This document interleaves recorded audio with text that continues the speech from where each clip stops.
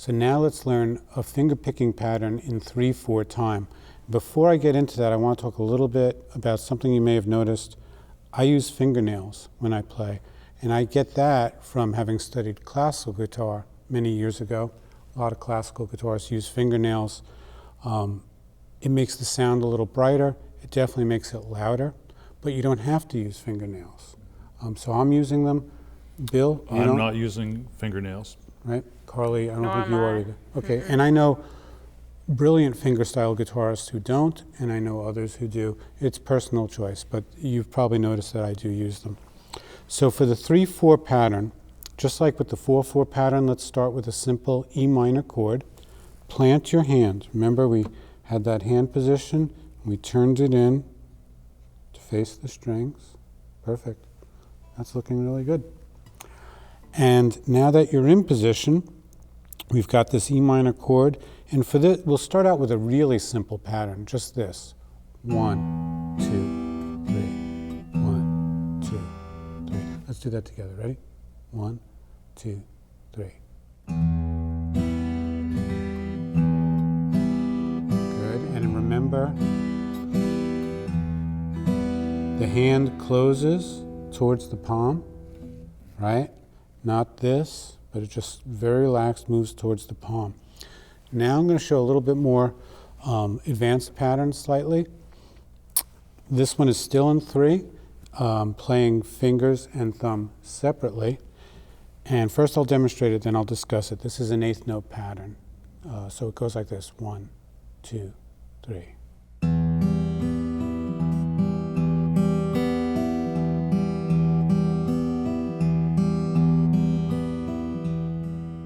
What I'm doing in this pattern, you might have noticed my thumb is fairly active in this one. I'm playing thumb, index, middle, and ring finger, then thumb, index, which gives me a kind of a 1, 3, 1. That's the thumb. 1, 2, and 3, and 1. This pattern I find pretty useful for a lot of reasons. The thumb automatically, when you do that, gives you a nice bass line, really fills out the bottom, and it also really keeps time. You know, your thumb becomes your timekeeper, and the fingers are filling in the chords. How about if you guys pluck the chords like we were doing earlier, and I'll play that pattern? Mm-hmm. Okay? And if I could interject one thing, Aaron, what you want to be very careful is when your hand is planted, and always kind of triggering together, so the thumb is just touching, and then I'm coming towards the palm, not quite touching the palm, but a lot of times the hand will move, and it's all from the knuckles. So, and as you open your hand, it just falls right into place, you know, for the, and you don't want to have this kind of emotion. That's a good point. I think hopefully if people are watching, especially since I'm doing a lot of the finger picking, probably notice no matter how complicated it gets, my hand, hopefully, I don't think it ever moves. No. Everything's coming from in here, but the hand just sits here. And again, it's very relaxed. Segovia said it's like catching a fly.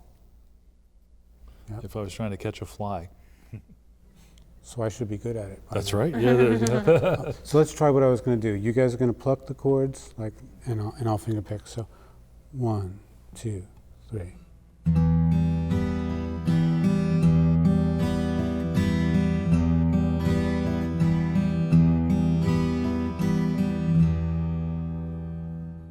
Nice. And another nice thing about that is if you're putting your own thing together, if you're working with a friend, working out 2 guitar parts to a song, this is one of the most basic but most useful ideas. One person strums or plucks the chords, one person can finger pick it. It's a really pretty sound. So before we move on to the next song, we do need to learn 3 new chords, and we're going to actually apply that finger picking pattern to those 3 chords. Bill, you want to take these 3 chords? Sure, I'd be happy to. If we look on number 40, we'll see we have a G chord, a C chord, and a D chord. And if I play the G chord, I can strum all 6 strings. When I play the C chord, I can just start on the 5th string.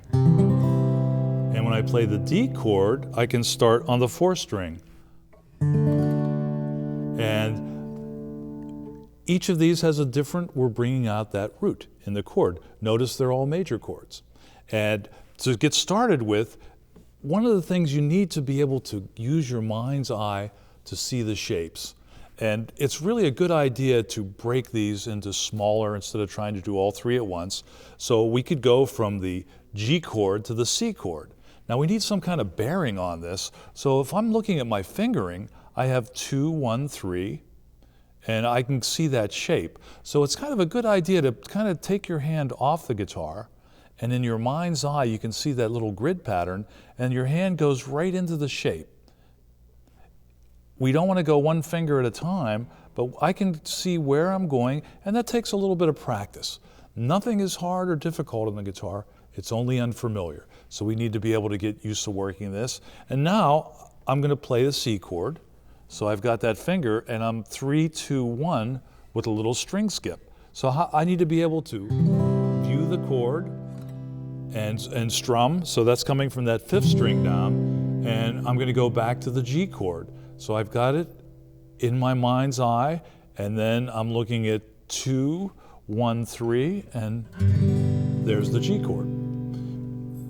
So let's try that once. Carly, why don't you play a G for me? Play it 4 times. Now pause for a second and think about the C chord. You got that in your head, and then go ahead and strum it 4 times on the C chord. Oops. Good. Okay, and there's always a tempo, and you don't have to play things, a little more quickly. And then the D chord, I can kind of see a little triangular shape to this one. And we have 1, 3, and 2. And I can see that. Now, if I'm going to go to any of the other chords, if I'm going to go back to the G chord, I can see where I'm going to be moving to, and the fingers in mid-air are ready. So I'm ready for that shape, and then I can just plant it. And a good thing to practice is go through the chords in the Plaisir d'Amour and take them very slowly and just practice going from a G to a D, G to a C, and then going through all 3 of these. And it takes a little bit of time. I wish I had a magic chord wand so you'd have them in a second, but you need to spend a little bit of time with these. Time on the guitar really pays off a great deal.